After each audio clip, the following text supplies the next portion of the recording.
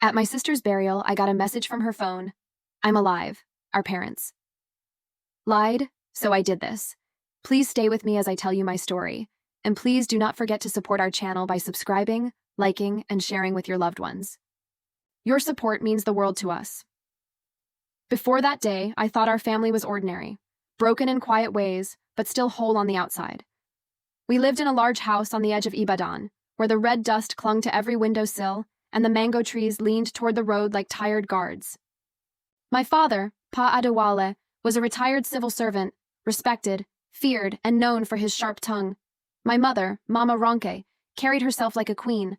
Her churchwomen called her Mama Virtue, though she ruled our home like a courtroom. There were 3 of us. My brother Tunde, always chasing city dreams, my twin sister Sada, whose laughter could fill a room, and me, Abiola, the quiet one who preferred notebooks to gossip. Sade was the golden child, bold, beautiful, never afraid to speak truth even when it hurt. Maybe that's why she clashed so often with our parents.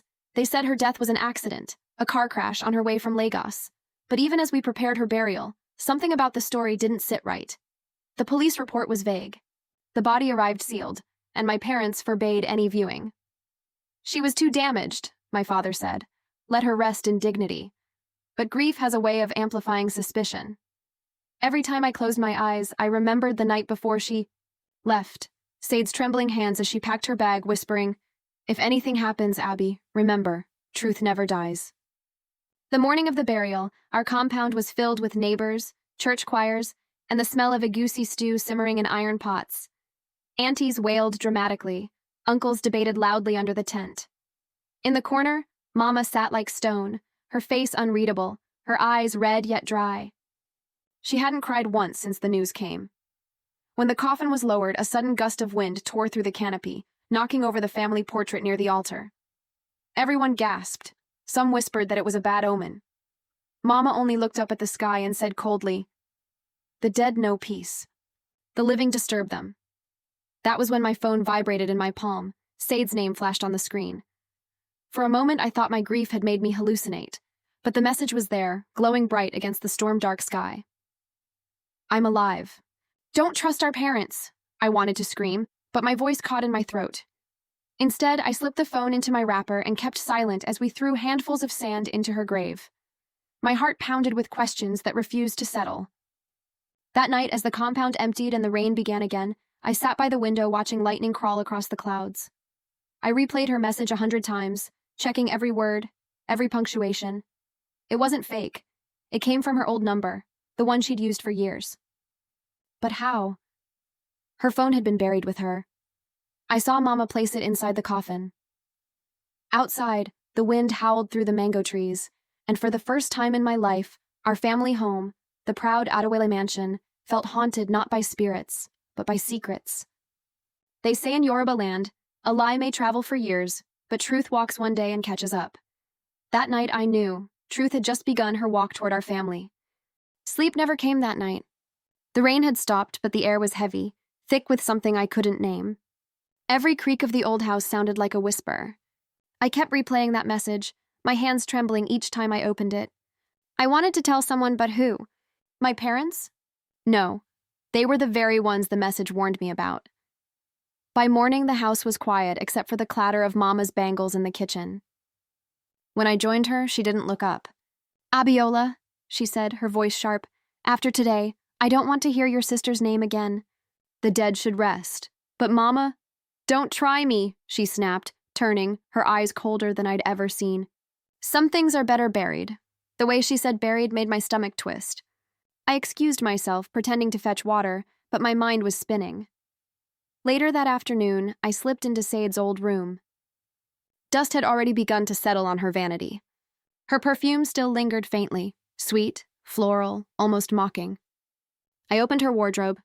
Inside, everything was neat, untouched. But when I lifted one of her blouses, a small envelope fell out. Inside was a SIM card. My breath caught. That night, I borrowed Tunde's old phone and inserted the SIM. It took a while, but when the signal finally connected, several unread messages appeared, all from an unsaved number. "Sade, you promised to come for me. They won't let me leave. Please hurry. Your father knows. He's coming here. I scrolled down to the last message, sent just hours before she supposedly died. If I don't make it, tell Abiola to check the files in Baba's drawer. My heart pounded so hard I could barely breathe. I looked toward the hallway. My parents' room was locked. That drawer she mentioned, it could be the one Father always guarded. 2 nights later, when everyone slept, I crept through the corridor. The moonlight filtered through the curtains, silver on the tiled floor. I tiptoed to Father's room, praying the hinges wouldn't betray me. His snores rumbled from the bed.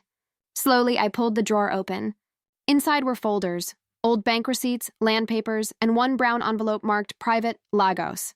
I opened it and froze. Inside were photographs. My sister Sade, holding a baby. The child looked about 2 years old, eyes wide and bright. Sade's same dimpled smile. My legs went weak. A child how?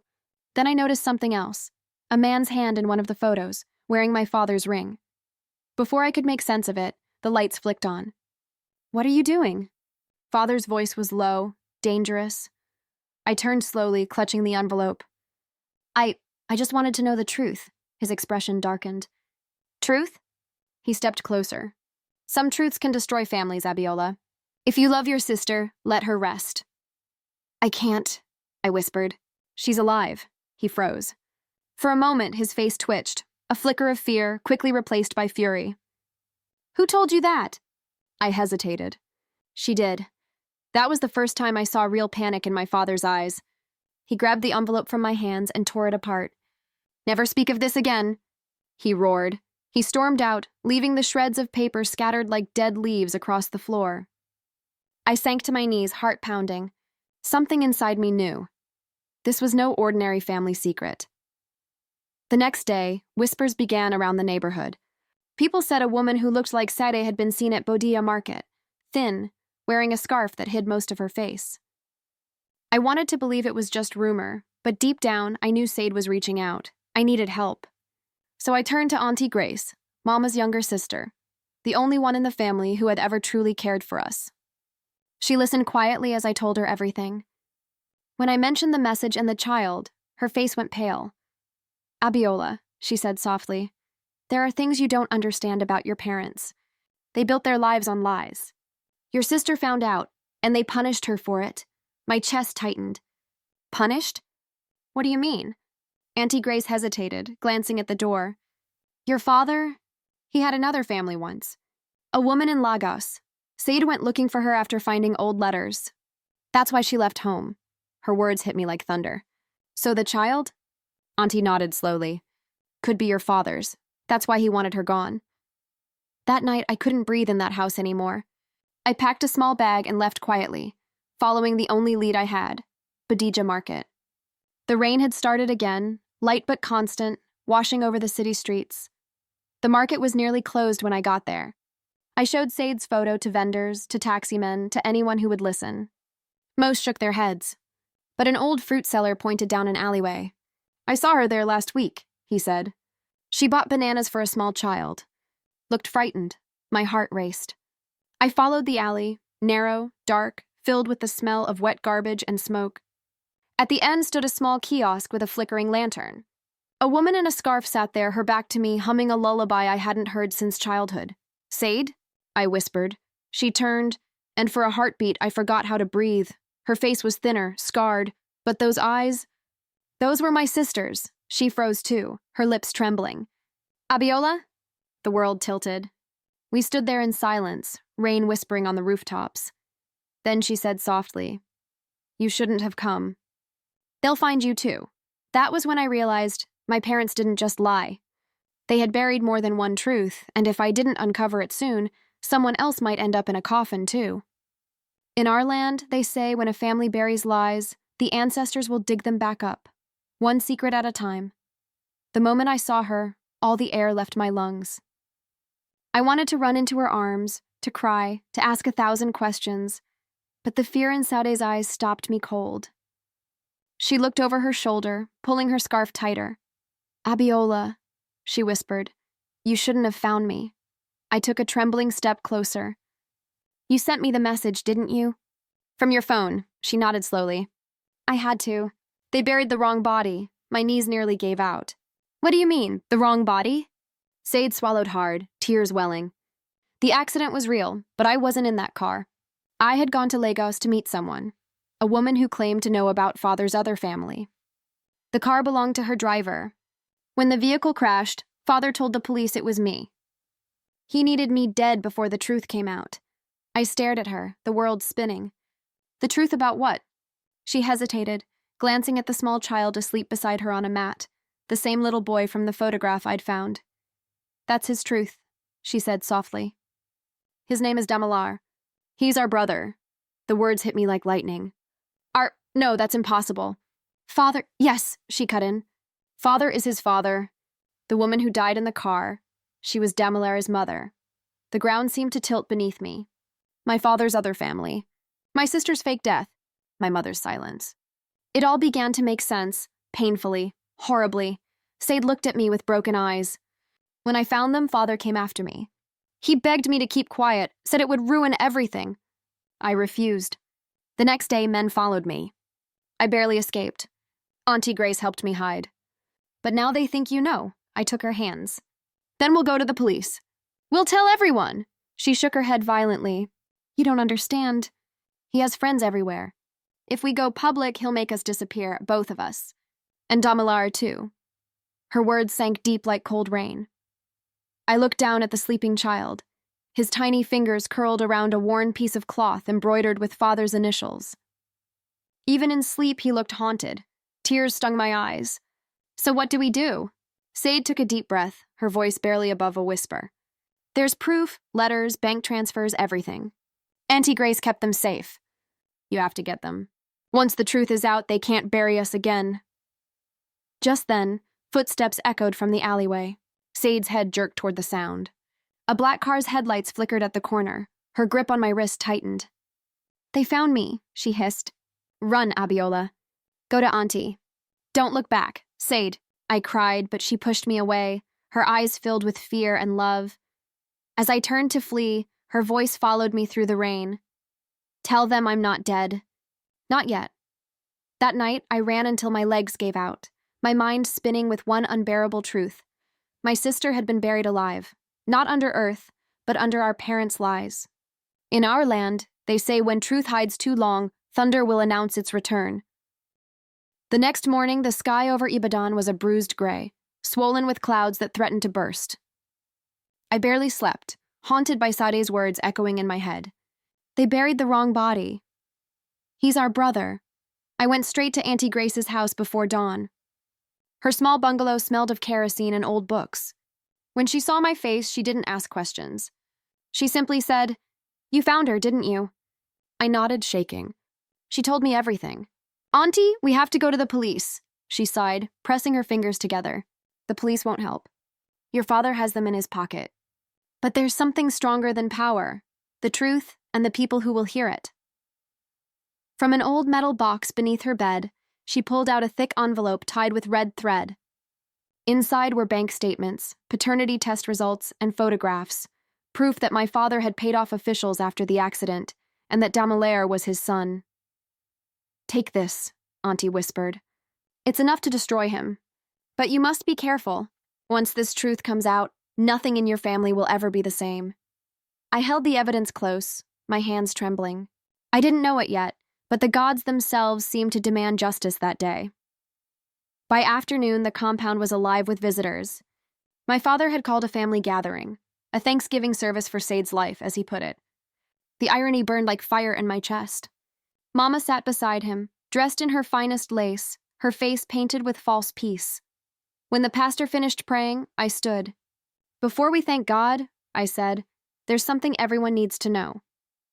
All eyes turned toward me. Father frowned. Abiola, sit down. You're embarrassing us, but I didn't. My voice shook, but I spoke louder. The girl you buried wasn't Said. Gasps rippled through the room. Mama dropped her handkerchief. Father's jaw tightened. She's alive, I continued, tears welling. And you knew it. Father slammed his palm on the table. Enough! Do you know what you're saying? Yes, I said, pulling out the envelope. You lied to everyone, to the church, to this family. You hid your sin, your child, your other family. And when Sada found out, you tried to erase her. The room erupted in murmurs. Auntie Grace stood beside me, her chin raised. Tell them, Adewale. Tell them how you used your power to bury a girl who still breathes. My father's voice cracked with rage. Grace, you don't know what you're talking about. Oh, I know exactly what I'm talking about, Auntie said, stepping forward. Your other son, Demolaring, is alive. And one day he will ask why you tried to bury the truth with his mother. The tension broke like thunder. My mother stood, trembling, tears spilling freely now. Adewale, she whispered, is it true? Father turned away, silent. The whole room went still. Even the ceiling fan seemed to pause. Finally, he spoke, his voice low. I did what I had to do. That woman in Lagos threatened to ruin us. Sade wouldn't listen. She forced my hand. Mama staggered backward as though struck. You killed our daughter's name. For your pride? He slammed his fist against the chair. Everything I built, my career, my reputation, and it would have all crumbled. I stepped closer, tears streaking down my face. And what about her, Baba? What about your child who grew up thinking her father was a murderer? What about me, living in a house built on lies? For the first time, his voice broke. You don't understand. Power demands sacrifice. Auntie Grace's voice cut through the silence. No, Adewale. Power without truth is a curse. Thunder rolled outside. Rain began to fall hard, drumming against the zinc roof as if the heavens themselves had heard enough. Suddenly, the gate creaked open, and a figure stepped in. Soaked from head to toe, it was Sade. Gasps filled the room. Some crossed themselves. Others whispered ghost. But she wasn't a ghost. She was real, trembling, exhausted, but alive. Demolari clung to her side, his small hand gripping her wrapper. Father stumbled backward, eyes wide. Sade, her voice was calm, steady. You can't bury truth, Baba. You can only delay its resurrection. The pastor dropped his Bible. Mama began to sob, collapsing into her seat. Sade stepped forward, facing our father. You taught me that family comes before everything.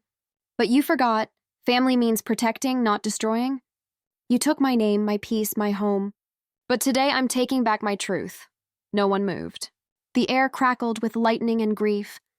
Father looked around the room, at his church elders, his weeping wife, his silent children. For a moment I saw the man behind the power, old, small, and crumbling beneath the weight of his own lies. Then he sank to his knees. Forgive me, he whispered. I lost myself. The rain poured harder. Mama reached for him, but Sade turned away. Forgiveness is not freedom, Baba. You'll live with what you did, and so will we. She took Damolar's hand and walked out into the rain. I followed, the thunder echoing behind us like the gods sealing the moment. Outside, the street was flooded, the world washed clean. Sade stopped beneath the mango tree where we used to play as children. She looked at me, tears mixing with rain. We can't go back, Abby, but we can start again, somewhere they can't reach us. I nodded, my voice trembling. We'll protect him, for her, for us. Behind us, the house that once held our childhood now echoed with the sound of our parents wailing, not of grief, but of reckoning. In our land, they say when thunder strikes, it doesn't warn twice. The gods had spoken. The rain finally stopped by dawn. The air smelled of wet earth and smoke, the kind that rises when something sacred has burned away. Sade and I walked until the village road opened into the highway. The boy, Demolaire, slept on her back, his little fingers gripping her wrapper like a promise. We found shelter in a roadside church, its walls painted in fading blue. The pastor there didn't ask questions. He simply gave us dry clothes and a bowl of yam porridge. For the first time in months, Sade smiled. She looked older now, not by years, but by truth. The kind of truth that bends a soul, but doesn't break it. I used to dream of freedom, she said softly. Now I just want peace, I took her hand. Peace is a kind of freedom too, Sade, the one our parents could never buy. Days turned into weeks. News of what happened in Ibadan spread like Harmattan fire. Father stepped down from his position in the church. Mama stopped wearing her jewelry. People whispered when they passed their gate, not out of hate, but disbelief. Auntie Grace visited us one afternoon, bringing plantain chips and an old photo album. She looked tired, but her eyes carried pride. You girls did what many fear to do, she said. You broke a curse that began before you were born. Sade smiled faintly. It doesn't feel like victory, Grace nodded. Because victory doesn't always feel sweet. Sometimes it tastes like rain, bitter at first, then it washes you clean. Months later, we returned home, not to stay, but to say goodbye. The compound was quiet, overgrown with weeds. The once shining cars covered in dust. Mama was sitting alone on the veranda, her eyes hollow but gentle. When she saw us, she didn't speak. She only stood trembling and walked toward Sade. For a moment, no one breathed. Then she fell to her knees. "My daughter," she whispered, tears soaking her wrapper. "I chose silence when I should have chosen truth. Can you forgive me?" Sade bent down and lifted her. "I already did. But forgiveness doesn't mean forgetting." They held each other, two women broken by the same lie, yet bound by the same love. Behind them, Father stood at the doorway. Older now, walking with a cane. He didn't speak either. Just watched, the weight of his own sins heavy in his silence. Before we left, he said quietly, "Tell the boy. His father was a coward. But he can be better." Sade nodded, eyes glistening. "He already is." As we walked away, the wind carried the smell of rain again. Soft, cleansing, eternal. Damilare ran ahead, chasing butterflies across the red earth. The sun rose behind him, and for the first time, it felt like a new beginning. In our land, the elders say, truth may sleep in the ground, but it never dies. It rises when the rain comes. That day, I understood. The burial wasn't the end of my sister's story. It was the rebirth of her truth. And as we disappeared into the horizon, the past finally stayed behind us. In our African tales, truth is not just spoken, it is lived. This story reminds us that lies may build walls, but truth breaks them down. No matter how long it hides, truth will always return with the rain. Until next time, remember, the ancestors are watching, and they smile only on those who walk in honesty.